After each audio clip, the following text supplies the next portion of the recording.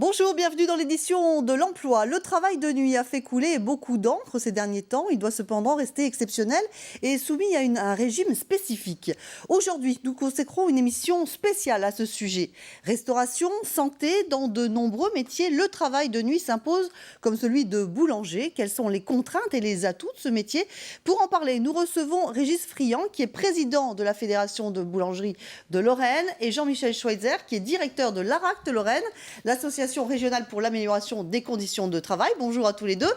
Jean-Michel Schweitzer, tout d'abord avec vous, qu'on connaît dans cette émission. Un mot sur le travail de nuit. Qu'est-ce qu'on entend exactement au niveau de la législation par travail de nuit? Quels sont les horaires particuliers? Il y a un point à retenir, c'est que l'horaire de nuit est défini dans le Code du travail comme étant le créneau des horaires de travail entre 21h et 6h du matin. Donc la boulangerie, comme de nombreux autres métiers de service, est concernée pour partie par la question du travail de nuit. D'accord. Alors, Régis Friand, combien y a-t-il de boulangeries dans notre région et combien de salariés ça représente exactement? Alors, dans la région Lorraine, on a à peu près 1200 boulangeries en tant que telles, avec quelques-unes qui ont des points de vente multiples, ce qui représente à peu près 1400 établissements. D'accord. Quelles sont les filières vraiment pour accéder à ce métier? Alors, juste 8150 salariés dans la profession. Alors, les filières pour y accéder, donc concernant la branche production, donc le métier de boulanger et pâtissier, le cursus d'apprentissage, l'alternance, CAP, brevet professionnel, brevet de maîtrise. Pour la pâtisserie, pareil, sauf que le brevet professionnel est un titre qui s'appelle le BTM, brevet de technicien des métiers, pour les pâtissiers. Et donc, dans la filière éducation nationale, une spécificité avec un bac pro boulangerie-pâtisserie qui existe depuis maintenant 2 ans. Est-ce qu'il y a autant de jeunes hommes que de jeunes filles dans ce métier?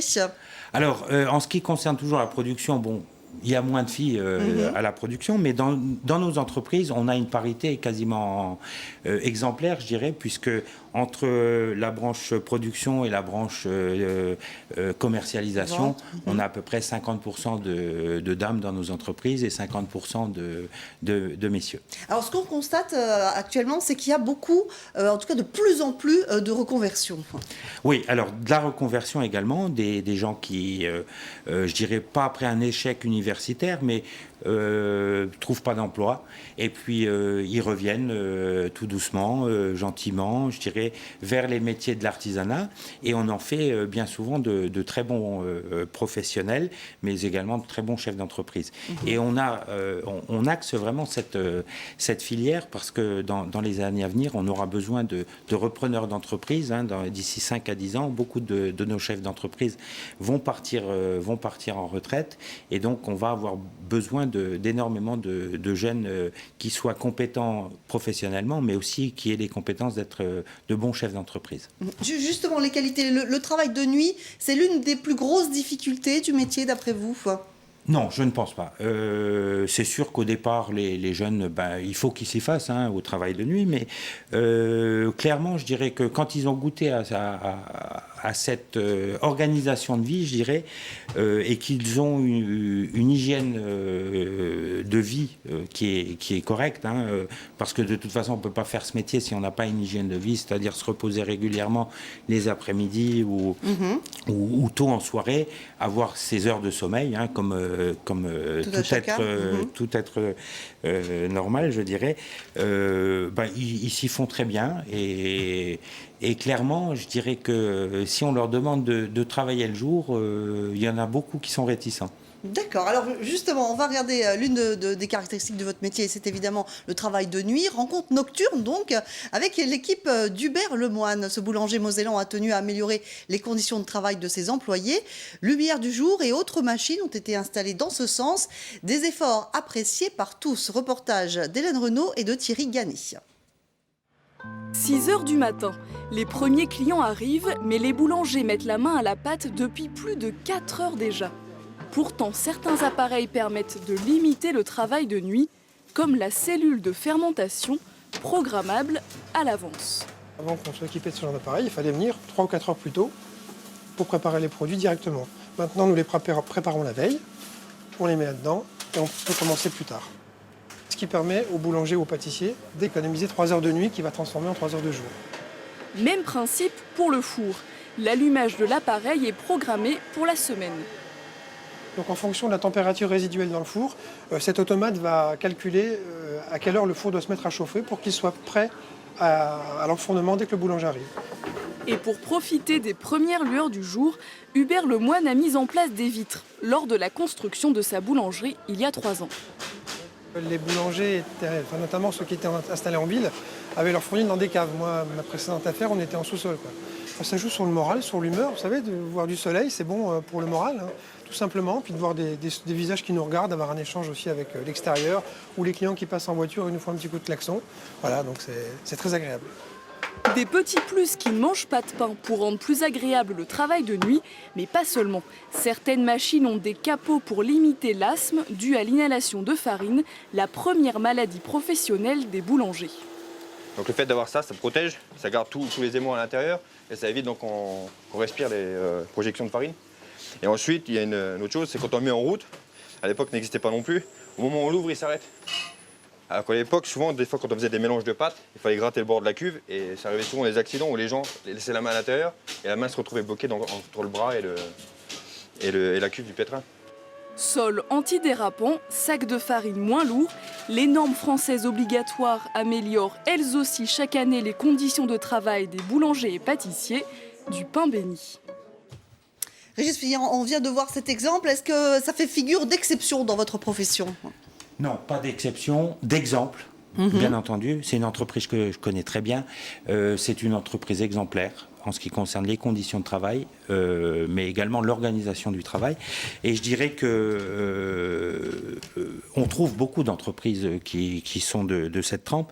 Et il y a un gros effort qui est fait de la part de nos professionnels pour tendre à ce qu'on vient de voir. Et justement, ici. vous faites un vrai travail de fond et de front aussi en même temps, avec la RACT. Un mot là-dessus. Oui, tout à fait. Donc un partenariat au travers de la Chambre de métier de l'artisanat de la Moselle et la RACT et la Fédération des boulangers.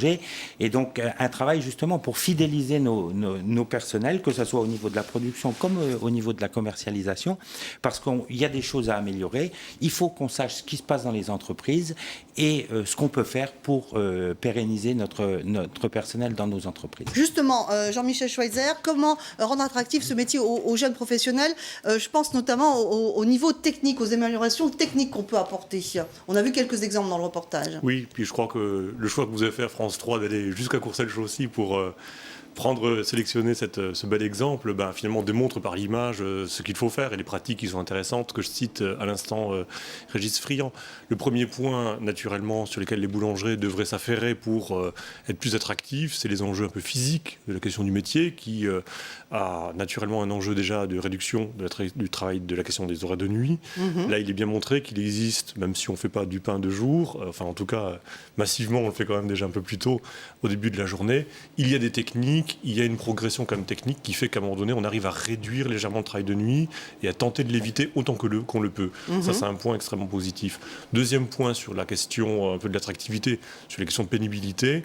Il y a les questions de manutention. On voit bien là un laboratoire qui a été reconçu, fait, dont la question des manutentions a été pensée. Bien sûr, si on laisse les manutentions s'installer dans des systèmes un peu archaïques, les salariés, au bout d'un certain temps, d'eau usée, que ce soit des vendeuses ou des boulangers, naturellement, risquent de quitter la profession par des questions d'inaptitude, et c'est vraiment pas bon pour la profession. Donc la question de la prévention des manutentions est très très importante, en particulier parce qu'on travaille aussi à façon un matériau très vivant, et il faut le travailler souvent dans une contrainte de temps, et donc les gestes sont souvent contraints. Donc il faut préserver bien sûr son physique pour pouvoir retenir ces éléments-là. Et troisième point qui est intéressant, ça a été cité dans le reportage, c'est l'asthme du boulanger qui est une des principales maladies professionnelles. Il y a des moyens de le prévenir en évitant les atmosphères très enfarinées qui conduisent à des situations assez handicapantes. Et puis autre point, on parlait technique, mais le côté humain aussi, bien sûr, joue un rôle très important. Oui, le reportage est aussi intéressant parce qu'il dit ça. C'est-à-dire il montre que on est capable de montrer le métier, y compris aux clients, à travers des vitres, etc. Et qu'il y a des enjeux, moi je vois là des enjeux de reconnaissance du travail, c'est-à-dire que le client et le salarié, les professionnels sont reconnus pour le travail qui sont faits directement par les clients, qui peuvent observer la question des gestes professionnels. Et d'autres points sont aussi activés par les professionnels pour rendre le métier plus attractif. Par exemple, une meilleure relation entre la question de la vente, vous l'avez cité, la question de la fabrication, la question du commercial, la question de la vente, dans laquelle, par exemple, les vendeuses peuvent être beaucoup plus attachées à entendre le client sur des remarques pour les faire remonter à la production, pour encore améliorer la production.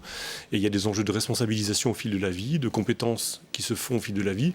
Je crois que la formation au tout début de la profession est importante, mais les boulangers qui réussissent à former leurs équipes tout au fil de la vie professionnelle réussissent en tout cas à faire de l'attractivité, à faire que les gens restent dans l'emploi et au bout du compte à faire encore un meilleur pain. Mais justement, là aussi, le rôle du patron, voilà, du chef d'équipe, c'est important en quelques secondes. Pour faire très vite, je pense que l'avenir de notre profession passe également par là. Le fait qu'il y ait un dialogue qui soit installé au sein de l'entreprise, c'est très important parce que on n'est plus dans une société, je dirais, paternaliste où le patron a toujours raison. Il doit y avoir un échange, des remontées d'informations, des formations, comme le disait M. Schweizer. Il faut que tout au long de la vie de l'entreprise, de la présence du salarié dans l'entreprise, il faut que ce salarié se sente bien dans l'entreprise pour donner le meilleur de lui-même. Et je crois qu'on le voit à travers ce reportage, quand on réunit toutes ces conditions, il n'y a pas de raison qu'on n'ait pas une entreprise performante et qu'on n'arrive pas à garder son personnel.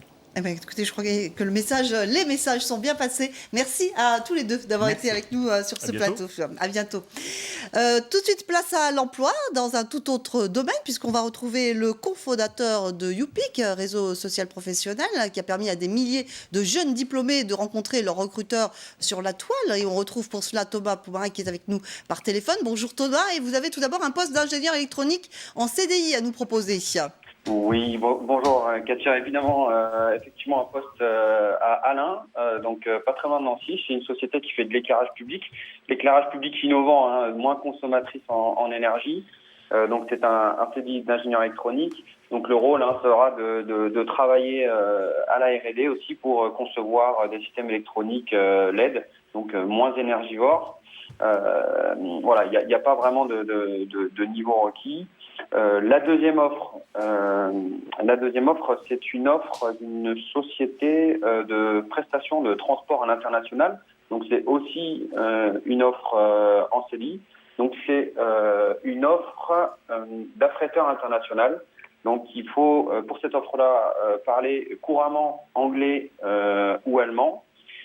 Donc ça consiste en quoi? Ça consiste très brièvement, c'est la relation client, c'est le développement du portefeuille d'activité, le suivi des prestataires, la gestion des flux, enfin bref, tout ce qui fait un affréteur. Donc là, le profil idéal, c'est un profil BTS transporteur et c'est un CDI qui est évolutif et notamment évolutif sur le secteur du Luxembourg. D'accord, merci beaucoup Thomas. Et si vous êtes intéressé par ces offres, le www.youpick.com pour faire bien sûr acte de candidature. Merci Thomas, on vous retrouve demain. Merci à vous tous de nous avoir suivis. Merci encore messieurs. On se retrouve demain. Tout de suite, place à l'information dans votre région.